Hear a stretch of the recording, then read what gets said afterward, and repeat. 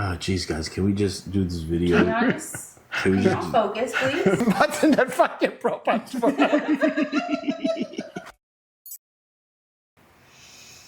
90% of obedience fails because owners don't communicate to the dogs what they're wanting from them. A lot of people are correcting their dogs before they're actually teaching their dogs what they're supposed to be doing. And today we're going to be talking about a lot of problems that owners are having with their dogs, and we're going to give you practical things to fix the problems that you're having. Stan Smith from Iron Sharp K9, and we're here with Henry from TX German Shepherd. And we're going to break down about 5 reasons why obedience commands fail with the everyday average owner. And sometimes it's not even your fault. It's just because you got the wrong information. I mean, I would still think it's their fault, though, because they didn't do some research on the information and they blindly believed the people that they were getting the information from. And this is one thing that you need to think. If the person giving you the information has to have 18 different tools on their dog for them to listen, it's probably not somebody that you're wanting to get information to. So if you are looking for a dog trainer, look for somebody that resembles what you're wanting out of life. If you're wanting just a pet dog, don't go to this sport dog trainer because they're going to tell you to do things to have a sport dog, not a lifestyle dog. If you're going to somebody who you want to do competitions with, don't go to a pet dog trainer. So you have to know what you want to do with your dog before you're going and looking for trainers. And I think that's a lot of the problem with these people nowadays. Oh, I 100% agree. And that's where you get your wrong information from. Because you want a totally different type of dog and you go to a trainer who doesn't mean bad sometimes, but they're going to teach you a way that you might not want your dog to go to. And the other thing is everybody knows politics are politics. And it's not always the person with the most reviews or whatsoever who's going to be the best dog trainer, or any other profession as well. Yep. It's politics are politics, and word to mouth is normally goes a long way sometimes. And how did you say it? This is a German thing. How did you say it? what? Word to mouth? Word to mouth? Yeah, that's like a foreign. That's That's a European way to say it. German, Russian, I don't know. I don't even have an accent. It's all in the same area, but we say word. We say word of mouth here. Oh, yeah. Is that what it is? I always said it wrong. No, that's probably how you guys said it growing up. Maybe. You know, different lifestyles. Who knows? I got Google that. Yeah, Google it. Let's see. You guys tell us in the comment section what is the correct example. Is it word of mouth or word to mouth? Word to mouth. Yeah, let us know because we want to learn something new today. So the first topic we're going to cover is going to be owners don't train, they test too soon. And I agree. If you say something like this to me, what I understand with this saying is pretty much you go to a dog trainer, you get shown a few exercises. You might not even go to a dog trainer, do it yourself. Mm-hmm. Even if you go to a dog training school, most people with their dogs, they mean well, they spend a lot of money for some training, and they believe that person in front of them is the best dog trainer in the world. Mm-hmm. And they do the exercises, and the dogs might even do great on that training field, in that indoor training facility where everything looks beautiful and everything, I don't know. But they sometimes also believe that once those 8 weeks, 12 weeks, whatever program they buy, and the dog did great doing those 6-8 weeks with the same dogs, at the same property, the same field, no other distractions, the same dogs next to each other at all times, and then they take their dog out into the real world, and things ain't the same anymore.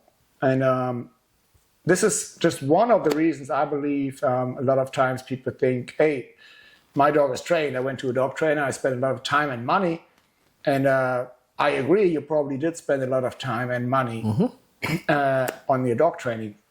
But then they don't actually work with the dog when they get them back. And that's the thing. So in those scenarios, you just teach the basics, but you got to bring them out in the real world. Yep.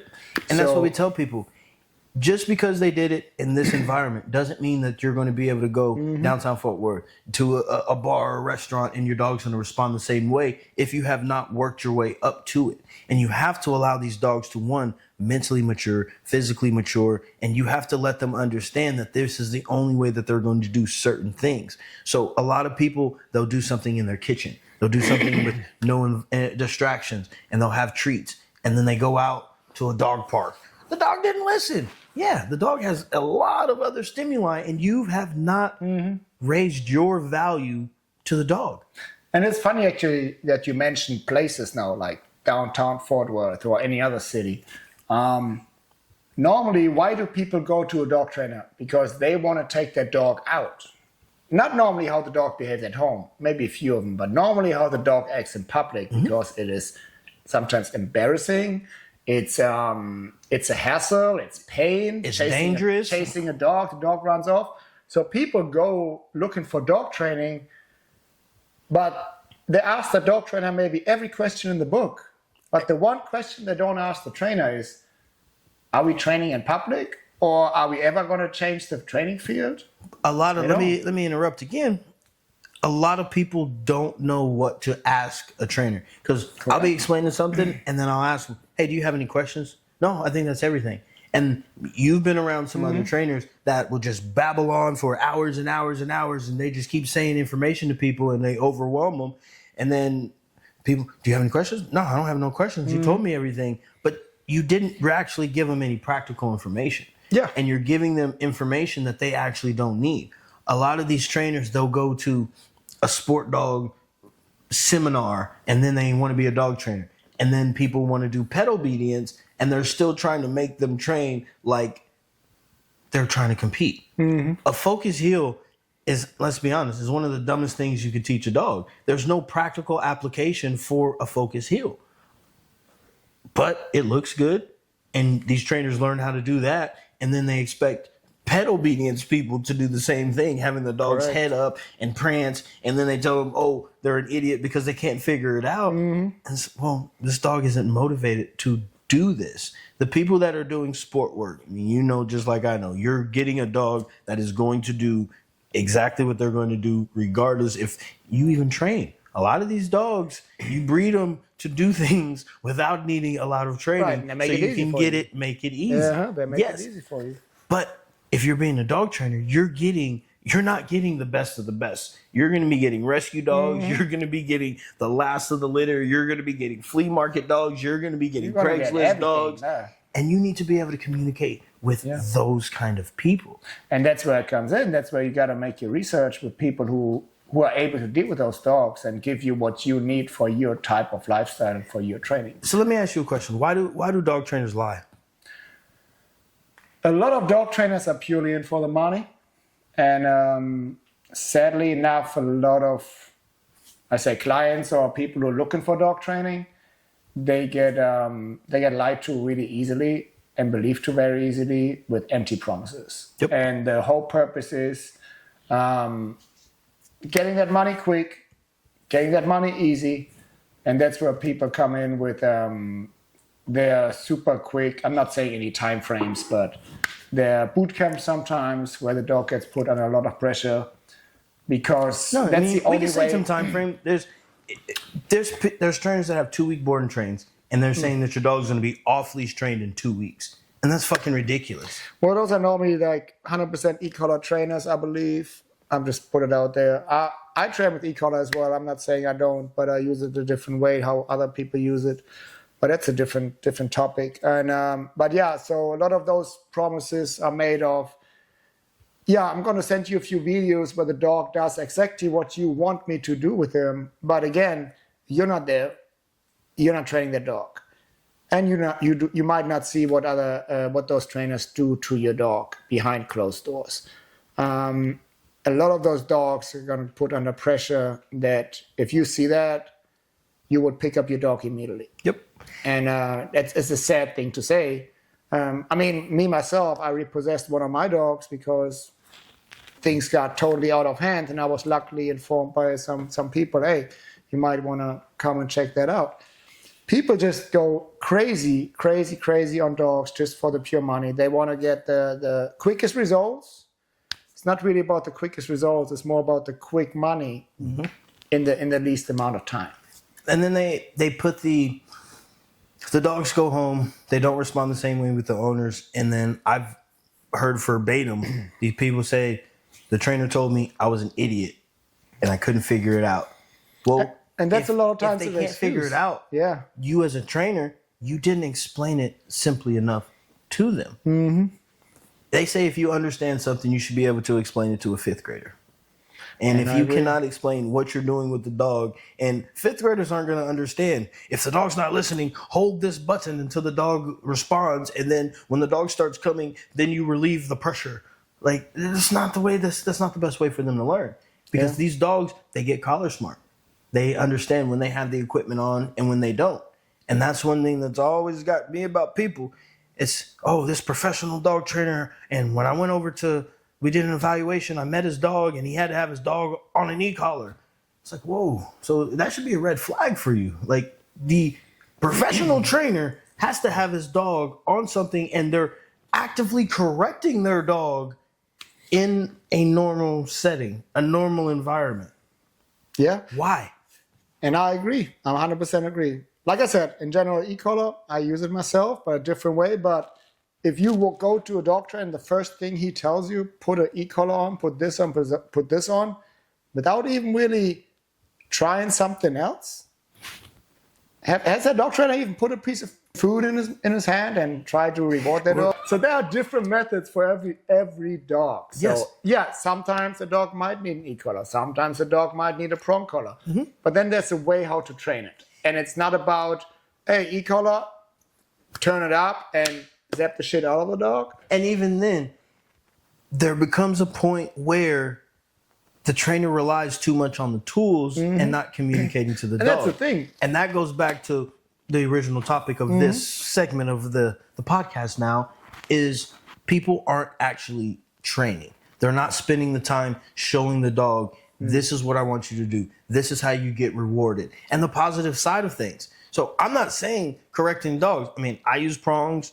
I correct dogs when they're messing up. But we want to teach first. We want to make sure we're teaching the dog what we want them to do. So when a correction is applied, the dog is not resenting that correction, because if I've said come 100 times and the dog's got rewarded, and then they don't come on the 101st time, and then I pop them on the collar, now they're getting a correction for not listening because they know what they're supposed to be doing. That is a fair correction. It is okay to be firm, but you have to be fair. A lot of these people want dogs to be fucking robots, and that's just not the way that they work. And yes, if you have a collar on your dog from prong and knee, they're going to respond and do everything perfect. But the moment that dog takes that collar off, or if they don't have it on and somebody opens that front door and that dog jumps out and goes for a run, and you're, here, go back, fools, plots, everything else. And the dog's looking like, you can't correct me. You know what that dog is thinking? Fuck you! Because you never built a relationship with the dog. That's what I just wanted to say. The same thing. It's funny because what it shows, you already messed up in the puppy stage. You messed up in your first 6 months already. Yep. And sorry to say that, but the first 6 months, you're going to build that relationship. You're going to build the trust, the bond. And you build actually already obedience to the dog without any kind of tools. Because if your dog knows that you're his one and only person, or your family, those are my people, they don't care about all the other stuff out there. Yep, they shouldn't. If you've shown that dog that you are important, they're not going to want to go anywhere. They don't. And even though, if you have a dog who says, okay, I'm going to go this way anyways, you don't need those high-level corrections. You don't need certain things anymore, because you got that bond, you got that trust, and the dog knows, hey, this is where I get my rewards. This is my people. This is what I'm going to do. And but instead, you lack on putting the proper time and effort into that dog that it needs when it is small, little. You go to a dog trainer who then said, hey, put this on, put this on, put this on. And I fix your dog in 4 weeks. It only costs so and so much. And you might even consider that's a lot of money, but you got a dog for like what? 12, 13, 14, 15 years? It's not. It's not that much money sometimes if you really see it on the lifespan of the dog, and if you then do your research on top of it, and it's easy. It's so easy those days to do your research, really. Because the internet but is it though? But is it? Because there's a lot of bullshit on the internet. There is a lot of bullshit. If you search dog training, you're gonna get Zach George. You're gonna get Cesar Millan. You're gonna get all of these high-profile trainers, and they're saying shit that works with this one type of dog. People aren't being realistic with the expectations that they're expecting from the dog. And that's what I mean. Because people watch Cesar Millan, the dog whisperer, and they don't realize this is a fucking 3-month process. And they're watching it in one show. Oh, he got it done in an hour, so I should be able to get it done in an hour. No. And how much some of these motherfuckers work with these dogs for years. And how much do you really see of their training? You don't. Yeah. All you see is the mess ups, and then you see, well, this is what I did. You go smack him a couple of times, and the dog's gonna listen. That's not gonna work with the Corso. That's not gonna work with a Rottie. These aggressive breeds that people get. So if you are doing research, I would go see these people, see how they interact with their dogs. Tell them to bring out their best trained dog and see how that dog is responding. And look at the body language of the dog. Is the dog afraid of commands? If every time the handler goes sit down, whatever, and the dog flinches and he's looking up, tail's tucked, ears are pinned back, and he's just moving, that dog has probably been forced to respond to these commands. This dog is under pressure. So the next thing I would say that happens to cause 90% of obedience to fail is the inconsistencies at home. And that means, and I always tell everybody, we don't need to be reading from the same page. Everybody doesn't need to be on the same page, but we at least need to be reading from the same book. So yes, you can be 3 pages back, you can be 3 pages front, but we all need to be reading from the same book. We all have to be having the same idea of what we want from the dog. Because if I have no problem with the dog jumping on the couch, but mom, the wife, has a problem with the dog jumping on the couch. Now these are contradicting things. And then the dog's like, well, I want to listen to dad. He lets me do things. So he gets away with it here. So he's going to start flipping the bird to mama. So we need to have everybody on the same page. And yes, if you allow the dog on the couch, but they only get on the couch when you invite them or the dog jumps up on you, everybody needs to be reading from the same book. We don't have to be on the same page about everything because 100%. Dogs are going to pick who they want to listen to. There's going to be a hierarchy, but everybody needs to at least be reading from the same book. And I believe this argument or this should happen before you get that dog. You guys should be on the same page. You and whoever lives in that house, and even your friends, whoever comes over, give your people who come over to your house rules. Hey, my dog, this and this is allowed. I don't care about this. And then you don't correct my dog. You don't reward my dog for this and this. Set your boundaries and set those rules straight. If you want your dog to understand, it's not even against the dog. The dog is just going to be confused. He's like, I can do it here. I can't do it there. I can't do it there, but I can do it there with this person. It's confusing. So eventually the dogs, even dogs, they were shut down. They're like, screw that. I just do whatever I want because it's a 50-50 chance I got corrected or not. And I'm going to get in trouble for it. So I'm going to take it. Might as well risk it all. Let's go all in. I might as well just do whatever I want and it's a 50-50 chance I get corrected. So yeah, set your rules, set your boundaries, have communication with your dog and with the people around you. And your dog will just, even without any training, it'll impact the dogs. It's massive. Yeah, it's massive. So the third thing is distractions. A lot of people always say, my dog listens at home when I have a treat, but I go out in the front yard and they see squirrels, they see other cars, and they see this, and the commands don't matter. You have not really trained the dog. If your dog is worried about distractions and distractions are more interesting than you, you have not built your value enough for the dog. So you have to make yourself more interesting. And if that means sounding like a little schoolgirl when you're working with the dog, it's a puppy. Oh, yeah, you did it. Oh, good job. That's what you gotta do, people. Stop trying to be so fucking tough whenever you're working with these fucking dogs. They want to be loved. They want to have affection. They want to enjoy it. So we have an expression, hey, when we're working, yes, it works. But at the end of the day, the dog can be a dog. Once we say free, I don't give a shit. You can go over there, you can fart, you can roll over, you can show me your belly, and I'm going to show you the same affection and love because I actually like my dogs. A lot of people don't like their dogs. You see it time and time again. One of my big things is if you've been training dogs for 10 years, why don't you have a 10-year-old dog?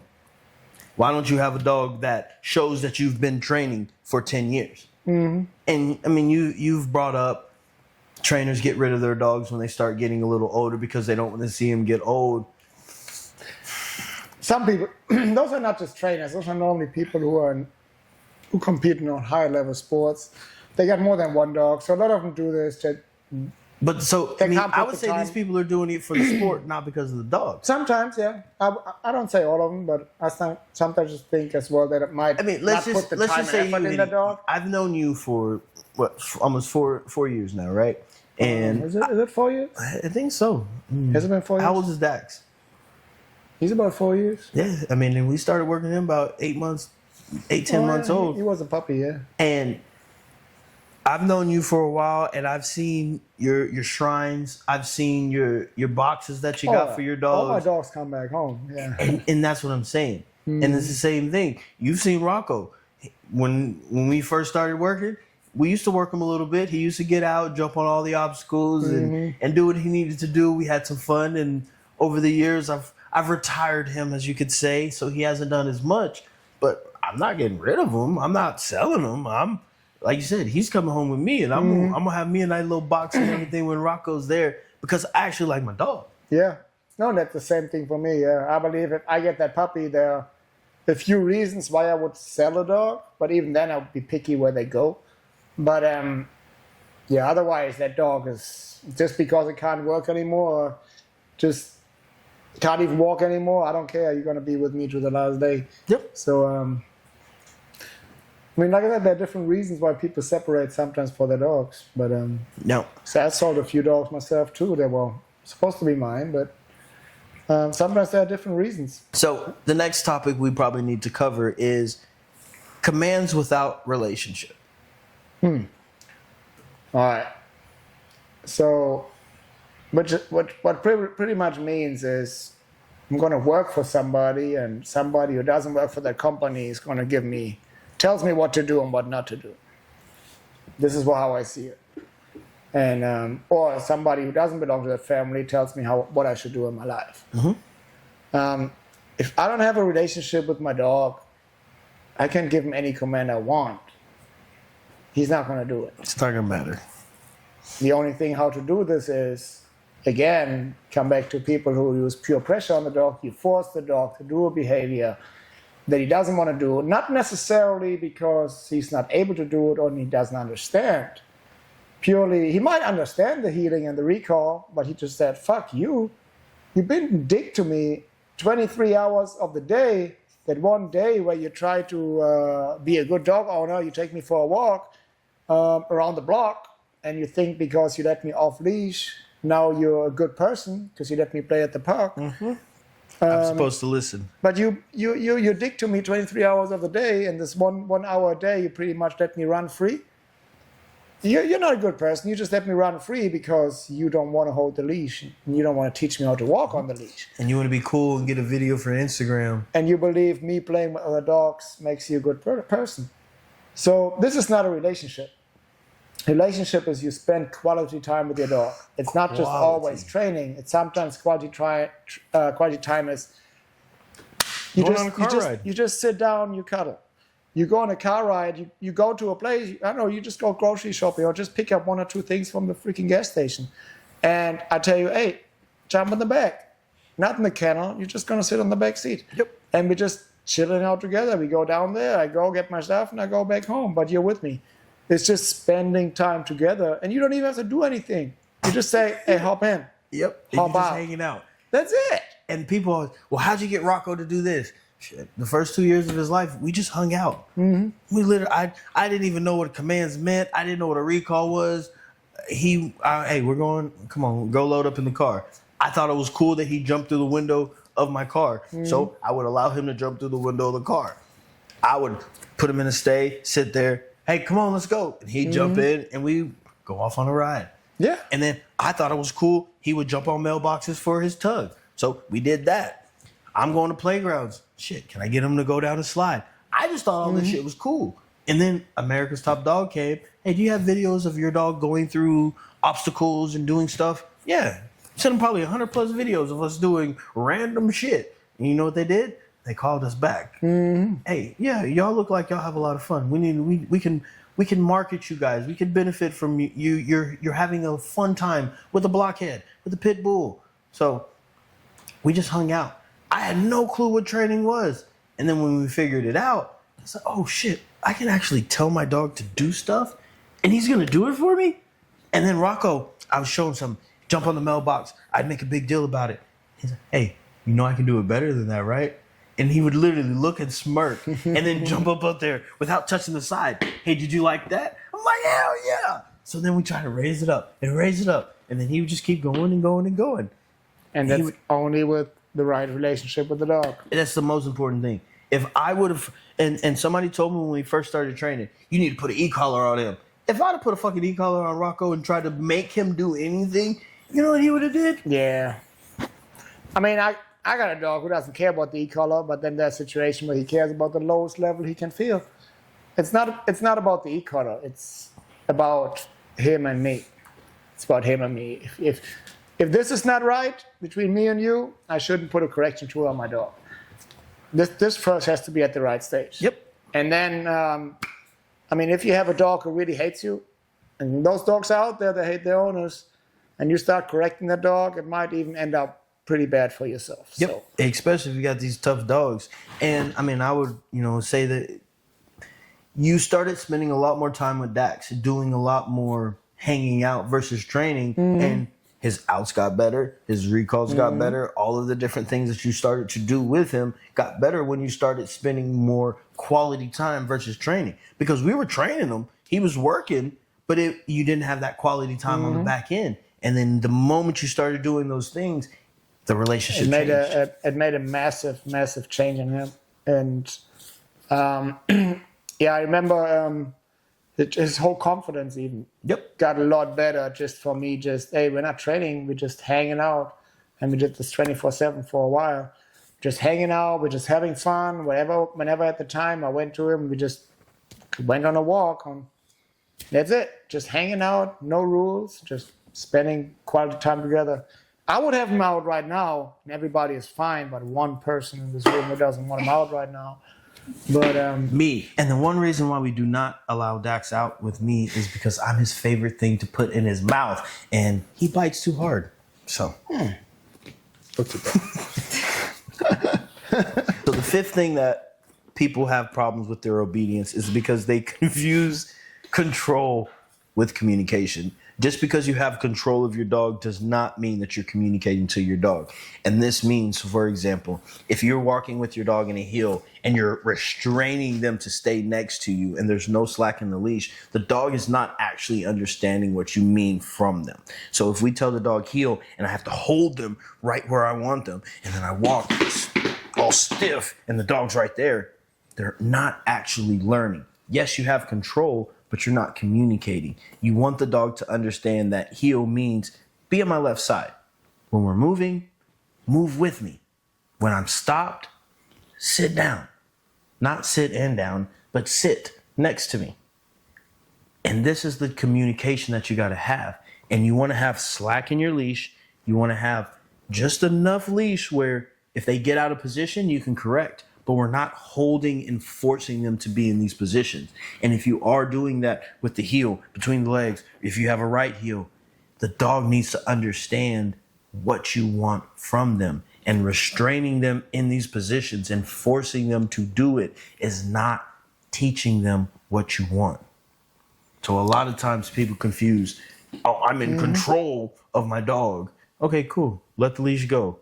oh, whoa, I don't know what he's going to do if I let the leash go. Well, here's the thing. A leash, a collar, whatever collar it is, prong collar, e-collar, flat collar, it's a training tool. Mm-hmm.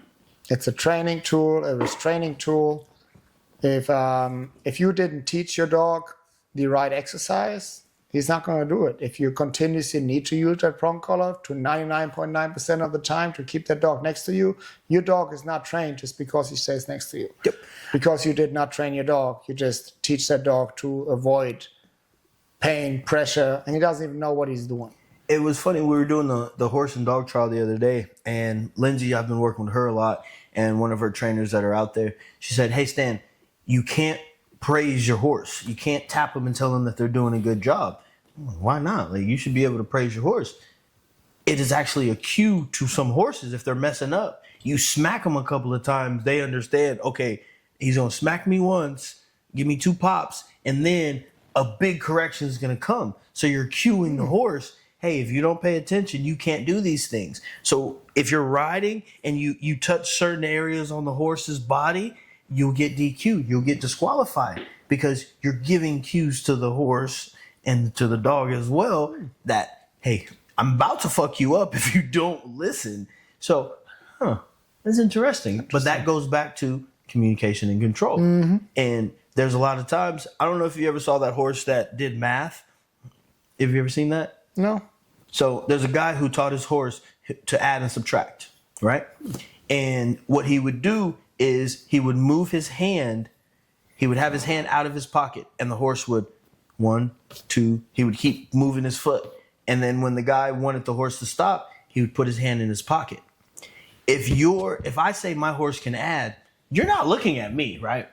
So you're going to be watching this horse. Mm-hmm.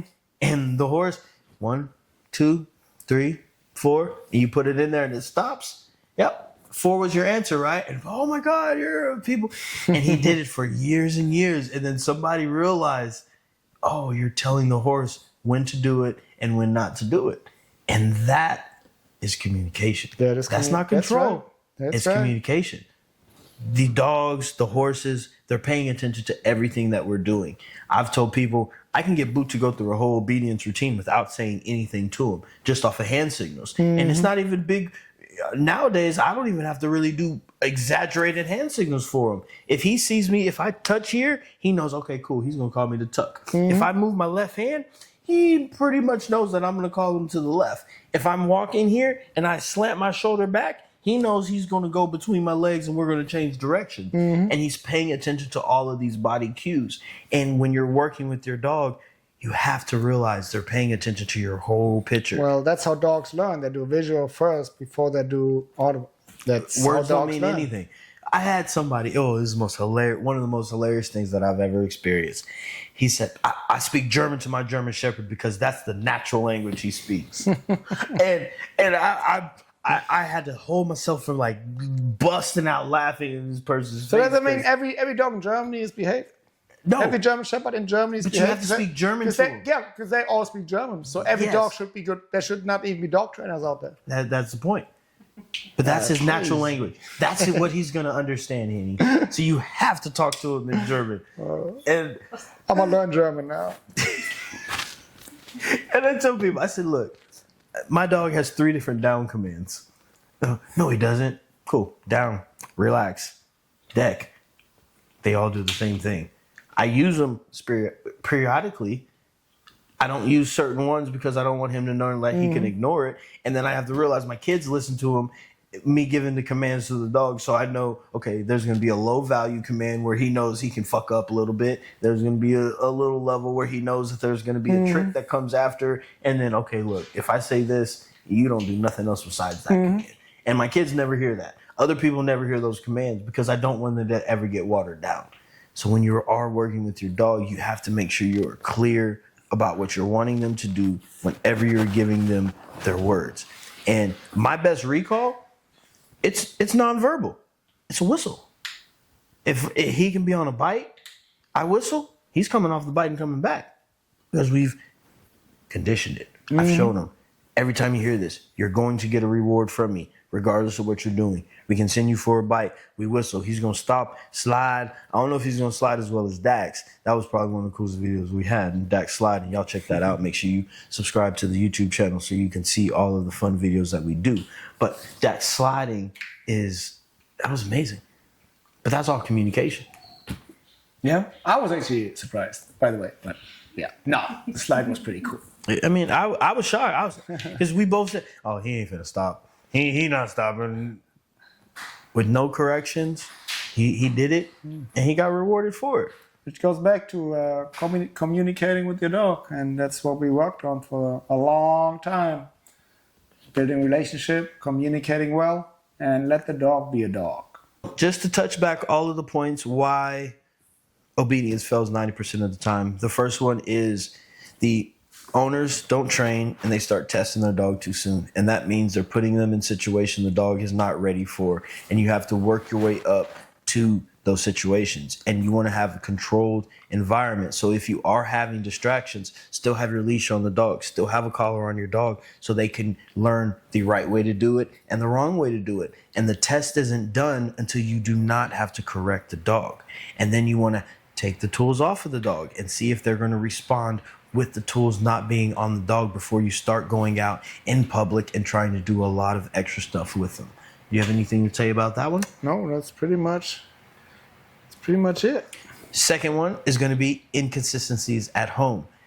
Everybody needs to be reading from the same book. Everybody has to have the same goals for the dog. One person can't allow this behavior and another person doesn't want this behavior because the dog is going to get confused and they're going to pick and choose when they want to listen. And that includes friends, family, the male person, whoever it is. If you don't want your dog to jump up, don't let him jump on anybody. If you don't care, hey, make sure your people know who come in that house. Hey, my dog's going to jump up. Do not correct my dog. Yep. And communicate to the people. Do not correct my dog for jumping up. Because we had people actually come to my house, correct my dog for jumping up. And I was like, what the heck are you doing? Mm-hmm. We got it on video, too. Yeah, we got to talk. The next one is going to be distractions win every time. Make sure your dog realizes you are more interesting than any distraction that is there. And that means you have to set up these scenarios. If you know you got rabbits out of your front yard every time, put your dog on a leash. Show them, hey, just because there's a rabbit over there, if I tell you to come back, that means you come back. So put them on a long line. Use a flexi leash. Show the dog what you want them to do in situations where there are distractions. Mm-hmm. I agree. Like, it's hard for us to compete with another animal, especially a dog with a lot of play drive with other dogs. Chasing a rabbit, cat, whatever it is. So when they're young, control them and build on your relationship. Yep. And just like what he said, the next one is going to be commands without a relationship are not going to stick. So build the bond with your dog. Build a relationship. Spend the time. Show the dog what you want from them. If you don't have the relationship, your dog's not going to do shit for you. Plain and simple. And the fifth thing is people confuse control with communication. My dog always listens if I have the e-collar on. My dog always listens if I put the prong on. Cool. What happens when you don't have those things on? Yes, you have control, but are you actually communicating to your dog? Does your dog even want to fucking come back to you? If they're chasing a squirrel and a rabbit and we've seen it. Dogs blow through electricity. Mm-hmm. If they want to go do something, it's not going to matter. But if you have a relationship with that dog, like Dax is a perfect example. Before you built the relationship, when we had him on, he just didn't give a shit. He'd be shaking still on the bike. Once you started building a relationship, you lowered the volume. Once Dad didn't like that. Okay, cool. You like that, Dad? Okay, cool. Boom. I'm going to go get a bite. Build a relationship with your dog. Do not rely on the tools. Don't rely on the corrections all the time. Mm-hmm. If you walk your dog on a prong collar, that's fine. There's nothing wrong with it. But if you have tension on the dog the whole time on the prong collar, your dog is not trained and is not getting anything what you think you're doing. That leash should have slack in it the whole time. Yep. And maybe you need one little correction every now and then, whatever. But to 99% of the time, that dog walks right next to you without any correction, without any tension in the leash. You can have any collar on you want, but the collar should not be Dictate the what the reason dog's gonna do. that your dog is listening or not. All right, people, make sure you subscribe. We're gonna start putting out a lot more information for you guys to live a little bit easier with your dogs, but realize that there's no fast track to it. You have to put in the time, you have to put in the effort, and you have to teach, you have to train, and you have to test. But most importantly, subscribe so you never miss any of these videos. But just take care of your damn dog. Cheers. Skull.